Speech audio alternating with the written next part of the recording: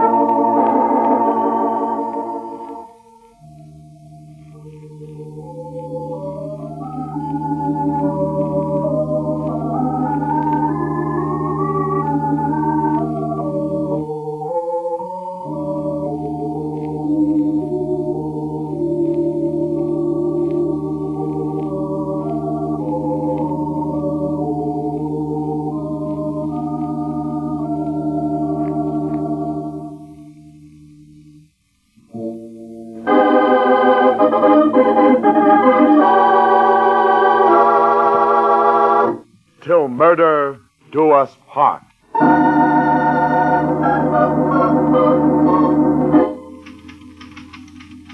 Just a moment, Johnson. You think you can go on, Miss Talbot? Perhaps you'd rather wait. No, I'm all right now. Read what you have so far, Johnson. My name is Nora Talbot.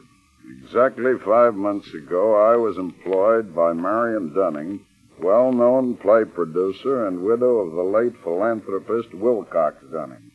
I was to act as. That's where she broke down, sir. Is that correct so far, Miss Talbot? Yes, it is. Whenever you're ready to continue. I was to act as a confidential secretary, to live at the Dunning estate and primarily read play manuscripts for Mrs. Dunning. I liked my job because, well, I liked Marion Dunning. She was very easy to get along with, very considerate. I hope you find your room comfortable, Nora. Just tell Tompkins, the butler, if there's anything you want. Pleasant, easy to get along with, considerate. She made me feel more a personal friend than just an employee. Now, look here, young lady. Stop working so late.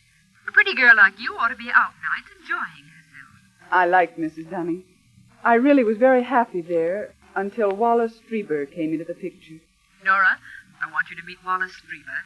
He's been kind enough to let me read his new play. And produce it. I assure you the pleasure's all mine, Nora. I disliked him on sight. He was always talking about money. Yes, Nora, I've always wanted the golden Midas touch. And soon I hope I'm going to have it. He was always talking about his play. It won't be long, Nora. I can see the blazing lights on the Broadway marquees. Talk to Death by Wallace Strieber. The Rage of New York. Always talking about money. Always talking about his play. Yes, even always making advances toward me. And Mrs. Dunning was too infatuated with him to notice. I was far from surprised the day Mrs. Dunning told me she and Strieber were going to be married. He had mentioned to me several times that it would be a good idea. And Wallace Strieber wasn't one to abandon a good idea. He was the kind of man who would stop at nothing. I, Wallace Strieber, take this woman to be my lawfully wedded wife, to have and to hold, in sickness and in health, until death do us part.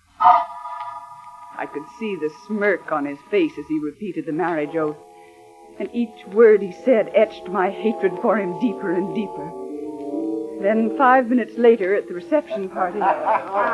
Nora! How about a kiss for the groom? I'm sorry, Mr. Strieber, I'm busy. Oh, now, don't pull away. At a wedding, it's unfriendly not to kiss the groom. You don't want to be unfriendly, Nora, do you? I have to see Tompkins about Mrs. Strieber's baggage. It's just about time you paid some attention to Mr. Strieber. You're working for me now, too. Doesn't the idea please you? As far as I'm concerned, Mr. Strieber, I'm only your wife's secretary. Oh, come now. I think we should understand each other a little better.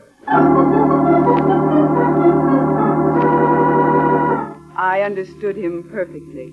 He was out for money, the Dunning pocketbook. He was out for fame, his play on Broadway. He was out for all he could get, and Marion Dunning was the only way he could get it. One night, shortly after they returned from their honeymoon trip, we were having dinner. I know I've been talking about it for the last month. I know you don't like the play, but marry an angel, be an angel. Oh, he's incorrigible, isn't he, Nora? Well, let's face it. The only way to get my play on Broadway is for you to back it. Why should we let $40,000 stand in the way of my happiness? After all, if my own wife hasn't confidence in me... I do have confidence in you, Wallace. You know that. But I don't have confidence in your play. Talk to death is too... It's implausible. Yes, Nora, it's implausible. Oh, so Nora's read the play, too, has she? Nora reads every play before I produce it. She has excellent judgment. Tell Wallace what you told me about his play, dear. Well, Go on, Nora. Well, Go on, Nora. well, the play's illogical. A man talking a woman into suicide because of a wager, well, it's an incredible situation. Go on. Well, that's all. I see. I suppose you agree with that, Marion? Nora's absolutely right. A man could never talk a woman into suicide in real life, Wallace. It's silly. Why don't you try writing something else, darling? I'd love to read anything else you wrote. That's enough. Wallace. Why, Wallace, what's the matter? Why, Wallace.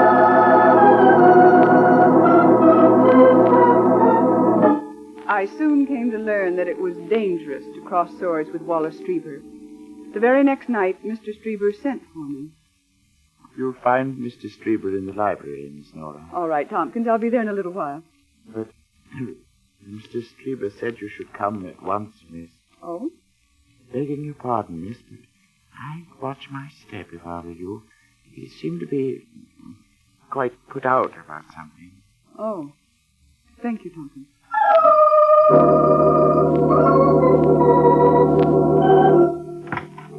You wanted to see me, Mr. Strieber? Yes. Please come in, Nora. I do hope you'll forgive my actions last night. I'm afraid I lost my temper. But your criticism of my play seemed more like a personal insult. My criticisms of plays are always objective, Mr. Strieber. I'm sorry that you... I understand. I was only doing my job. I understand her.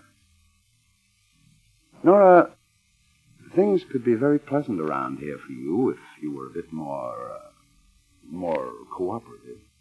Is that all you wanted, sir? No. Sit down now. Cigarette? I don't smoke. Nora, my wife has a very high regard for your opinion. Yes?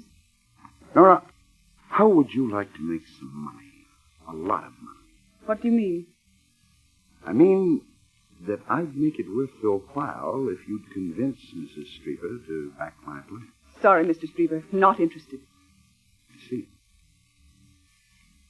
Nora, I said before that things could be very pleasant here for you. I say now that things can also be very unpleasant. That's all. Good night. He tried every way to make things unpleasant. He tried everything to turn Mrs. Strieber against me. First, That story Nora's writing, Marion. Did you ever read Walton's Night Ride? I'd say certain sections were copied verbatim. he accused me of plagiarizing a story I was writing, but that was only a start. But I tell you, Marion, she was paid to recommend that play to you. He accused me of accepting a bribe to recommend someone's play to Mrs. Strieber. He even accused me of stealing it. Marion, my wallet's missing. I left it on the library desk, and Nora's the only one who's been in there since last night.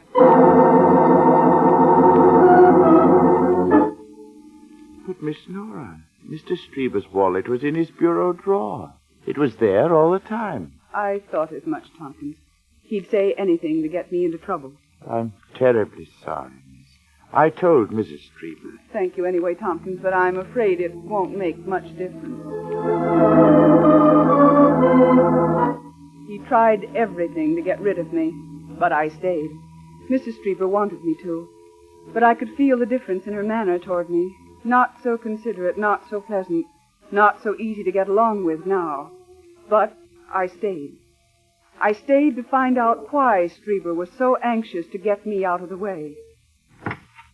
Marion.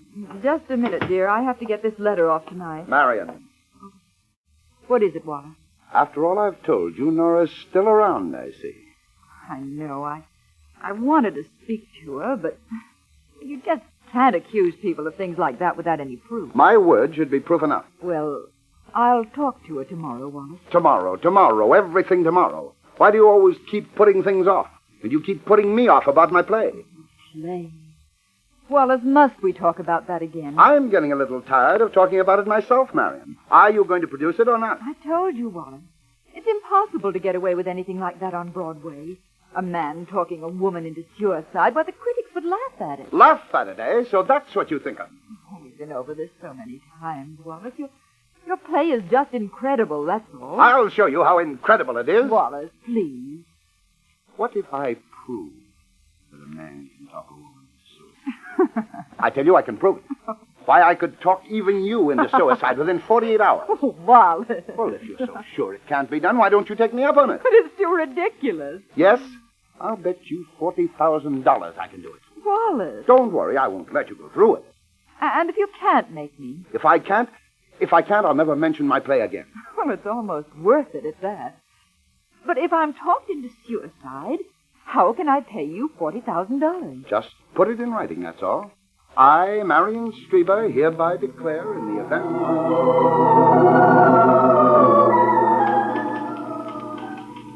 of my suicide within 48 hours, that I bequeath the sum of $40,000 to my husband, Wallace Strieber. What? Have you got that, Nora? Mrs. Strieber. Oh, it isn't as bad as it sounds, Nora. Wallace is just trying to prove that his play has possibilities. But, Mrs. Strieber... I think it's very clever of Wallace. Of course, he's not serious about it. But you see, even if he can persuade me to think about suicide, then he's proved his point. His play isn't so incredible as we say it is. But you can't possibly go through with it. The whole thing's fantastic. I think I'm a better judge of that than you are, Nora. Mrs. Strieber, you must call this off. You must. Don't you see? Don't you understand? That's why he was trying to get me out of the way. That's why he told you all those things about me. Oh, it's all so clear now. I don't know what you're talking about, Nora. Your husband wanted me out of the way so he could murder you for your money. Nora! I know it. It's true. Something awful is going to happen. I could feel it the minute he walked into this house. I know. Nora, Wallace was right.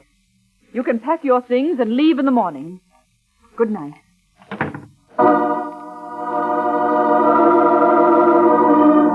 I was terrified. I knew Marion Strieber was going to be murdered, and I was powerless to save her.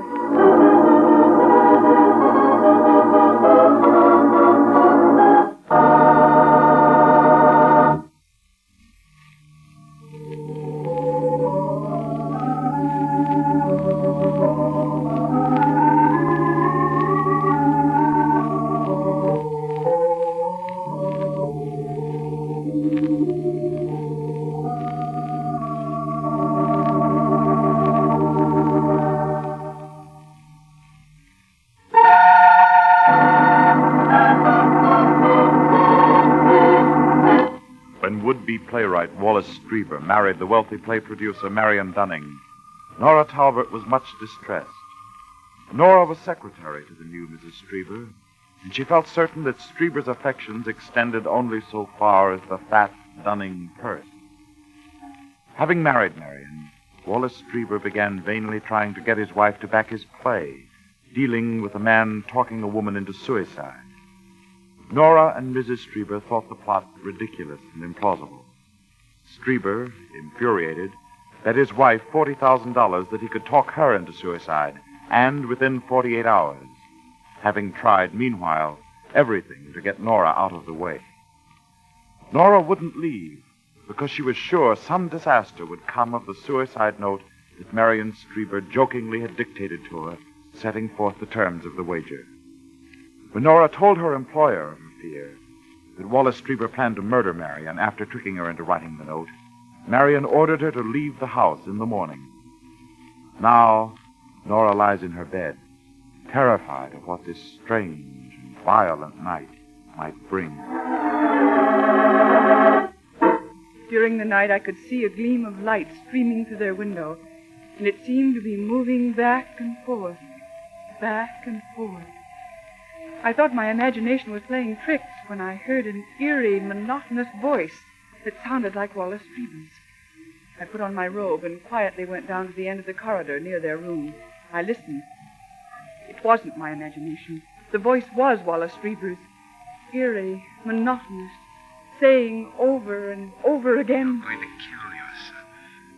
You're going to kill Even yourself. the walls seemed to be echoing You're going to and kill whispering. yourself. You're going to kill yourself. The You're wind going to kill moaned it yourself. louder and You're going to louder and kill yourself. faster and faster. You're going to kill yourself. Kill! Kill! Kill!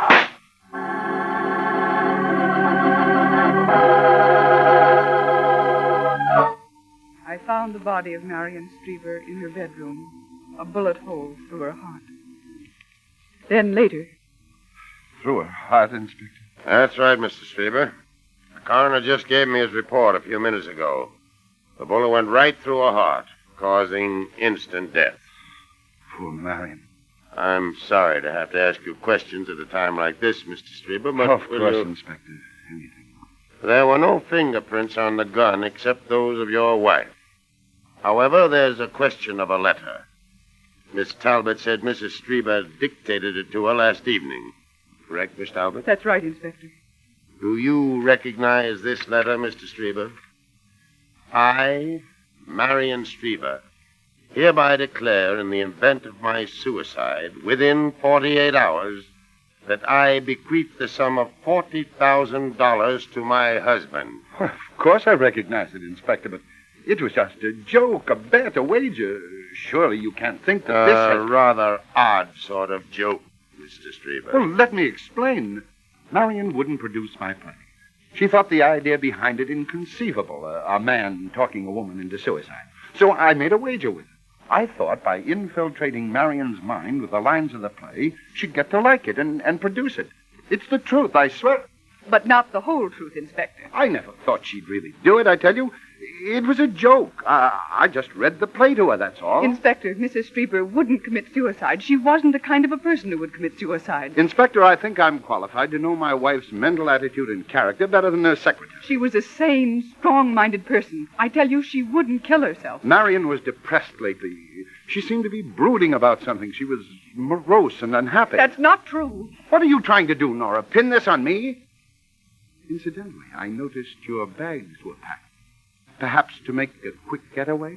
Were you perhaps leaving the scene of the crime? I was going to leave this morning, Inspector. Mrs. Strieber asked me to because we had a disagreement about that wager. I told her something disastrous would come of it. I was right. However, Miss Talbot, there is no additional evidence to prove the fact that Mrs. Strieber was killed by anyone but herself. Then there won't be an inquest? I'm so upset by this whole thing. I just can't believe There's no need to bother you anymore, Mr. Strieber, or you, Miss Talbot. There will be no inquest. I am entering the verdict as suicide.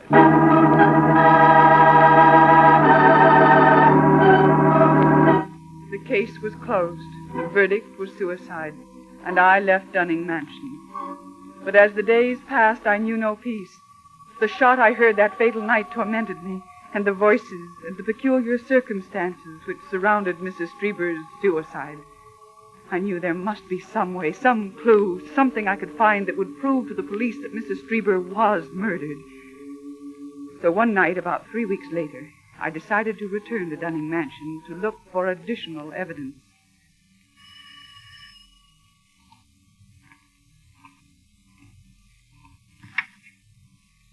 Oh, Miss Nora. Well, good evening. Good evening, Tompkins. Mr. Strieber isn't in, miss. I left some of my things here, Tompkins. I thought I might... Certainly, Miss Nora. Come right in. It's nice to see you again. Thank you, Tompkins. How is everything? Quite different without Mrs. Strieber here. It was very sad, Miss Nora. Yes, it was. Very. She was a fine lady. And very fond of you, miss. If ever I can do anything for you... That's very kind of you, Tompkins. I'd better get my things. I guess they're still upstairs. Oh, you don't have to bother, Tompkins. I know the way. Of course, miss.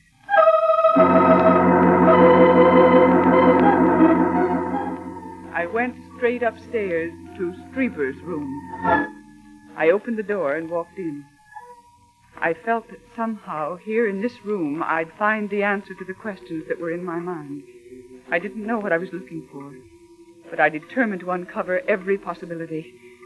I looked everywhere, but I found nothing. I was about to leave when I noticed an old book partially hidden in the magazine rack. It was a very old volume of plays with a bookmark at a certain page. I opened it there, and the title of the play was Talked to Death, the same as Strieber's. I thumbed through the pages. There was the suicide plot, the wager, even the letter. I, Evelyn Forbes, declare in the event of my suicide within 48 hours that I bequeath the sum of $40,000 to my husband. It was exactly the same as Strieber's play, word for word, only this had been written more than 30 years ago. The pieces of the puzzle clicked neatly together. I finally found the answer to the riddle of Marion Dunning's murder. Well, Nora? Wallace Strieber. Yes. Wallace Strieber. Too presumptuous of me if I ask what you're doing here? I just came up to read your play. I see. You went through my things quite thoroughly. I thought... You thought you'd look around. And you found the book. Yes. You plagiarized admirably, Mr. Strieber. Better than anyone I know. Since you're so very much interested in my play... Your play? You mean the play you copied word for word? Too much knowledge can be very dangerous, Nora.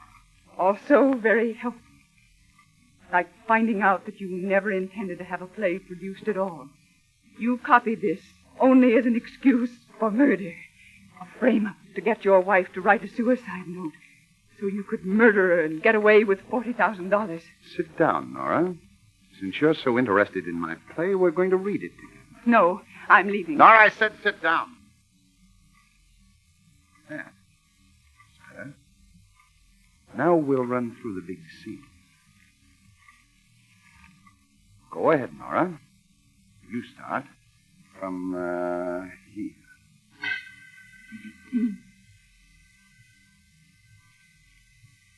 Why are you trying to mesmerize me into suicide?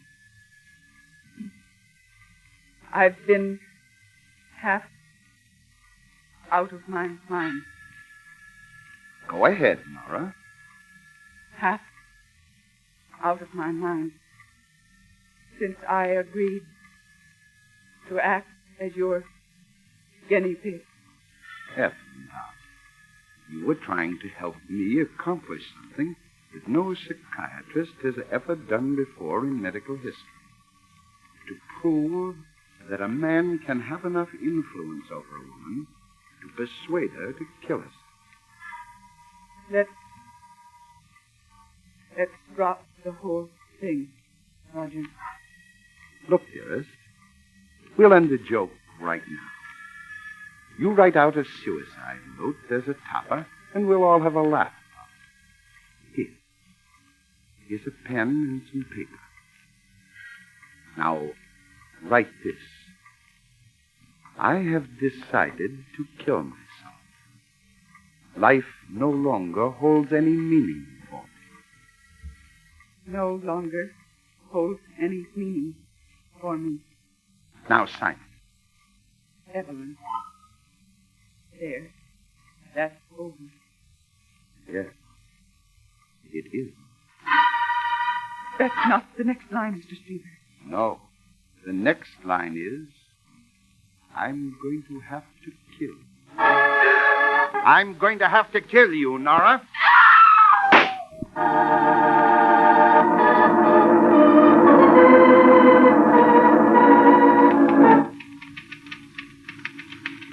And then... Easy, Miss Talbot, easy. It's all right. You don't have to say any more. I can finish it from there, Johnson. Yes, Inspector. Miss Talbot screamed. A shot rang out. But this time it was the killer who was killed. Tompkins, the butler, having overheard the conversation, telephoned in time for this office to apprehend Wallace Strieber and close the case. Inspector, It's all right, Miss Talbot. Everything's all right. Wallace Strieber is dead. He's committed his last murder.